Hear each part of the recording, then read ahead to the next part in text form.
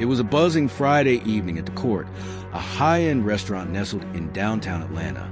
The dining room was alive with laughter, clinking glasses, and sizzling dishes wafting out from the open kitchen. But beneath the elegant exterior, tensions were running high. Jordan, a 24-year-old waiter still new to the job, was having a rough night. 2 orders had gone missing. One couple had stormed out after waiting too long, and his manager was nowhere to be found.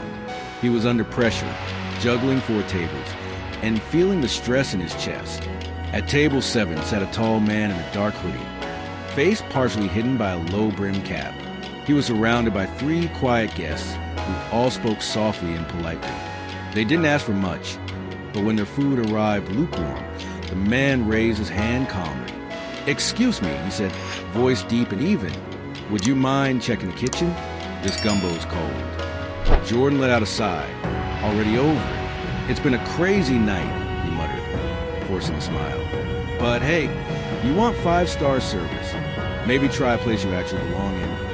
The room around them seemed to fall silent. The words hung in the air like smoke. Customers turned. One woman at a nearby table blinked in disbelief. The tall man looked up slowly, lowering his hood. Jordan's heart nearly stopped. It was Shaquille O'Neal, the man whose face was on the Court's promotional posters, the NBA legend, the silent partner behind the restaurant's success, the guy Jordan had somehow never met in person until now. "You know who I am?"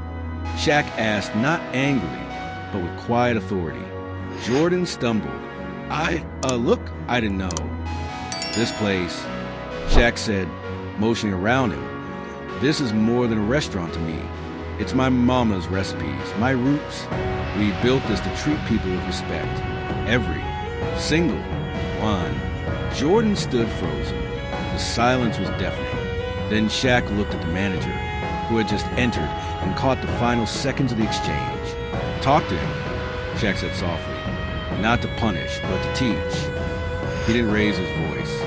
He didn't cause a scene. He simply stood, nodded at the guests, and left. Later that night, Jordan sat on a bench outside, head in his hands. The weight of what happened settled in. The shame, the arrogance, the assumptions, all of it hit hard. He wasn't fired. Instead, the manager offered him a choice: quit or commit to doing better, really better. Jordan stayed. He attended staff trainings, apologized to every guest he'd served that night, and even wrote a letter to Shaq, handwritten, honest, raw. 3 weeks later, Shaq returned. This time, Jordan greeted him with steady eyes and respect. He didn't expect a response, but Shaq clapped him on the shoulder. "Everybody messes up," he said with a smile, "but not everybody owns it."